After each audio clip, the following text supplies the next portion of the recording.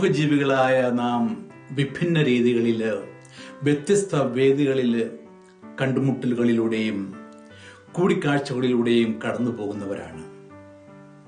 ഇതുപോലൊരു സംഗമമായിരുന്നു ദൈവസന്നിധിയിൽ കൃപ കണ്ടെത്തി യേശുവിനെ ഗർഭം ധരിച്ച യുവതിയായ മറിയത്തിൻ്റെയും സ്നാപക യോഹന്നാനെ ഉദരത്തിൽ വഹിച്ച വൃദ്ധയായ എലിസബത്തിൻ്റെയും മംഗളവാർത്ത അനന്തരമുള്ള മേരിയുടെ ധൃതിയേറിയ യൂദയ മലപ്രദേശത്തുകൂടിയുള്ള ദീർഘവും ദുർഘടവും ക്ലേശക്ലിഷ്ടവുമായ യാത്ര ഈ കൂടിക്കാഴ്ചയ്ക്ക് കൂടുതൽ ആഴവും അർത്ഥവും നൽകുന്നുണ്ട്.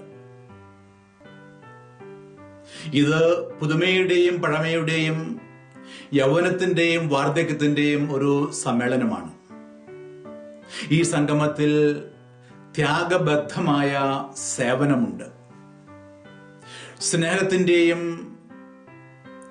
സൗഹൃദത്തിന്റെയും പരസ്പര അംഗീകാരത്തിന്റെയും ബഹുമാനത്തിന്റെയും അനുസ്യൂത പ്രവാഹവും പ്രഘോഷണവുമുണ്ട് ഈ കണ്ടുമുട്ടലിൽ. നീ സ്ത്രീകളിൽ ഭാഗ്യവതി എന്ന എലിസബത്തിന്റെ അനുഗ്രഹ ഗീതത്തിൽ വരവേൽപ്പിന്റെ ആ ഊഷ്മളതയുണ്ട്.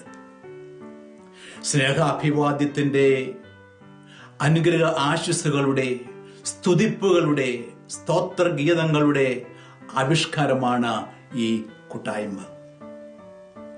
ഇത്തരം കൂട്ടായ്മകളിലാണ് സ്നേഹവും സന്തോഷവും ശാന്തിയും സമാധാനവും പരസ്പര ആലിംഗനം ചെയ്ത് നിർവൃതി അടയുന്നത്. ഈ അനുഭവവും അനുഭൂതിയുമാണല്ലോ തിരുപ്പിറവിയുടെ ആത്മാവും അന്തസത്തയും. ഇത്തരം കൂട്ടുമുട്ടലുകൾ ഈശ്വര അനുഭവ മുഹൂർത്തങ്ങളാണ്. നമ്മുടെ കൂട്ടായ്മകള് തിരുപ്പിറവിയുടെ സന്തോഷവും സമാധാനവും പങ്കുവയ്ക്കുന്ന അമൂല്യ നിമിഷങ്ങളാകട്ടെ.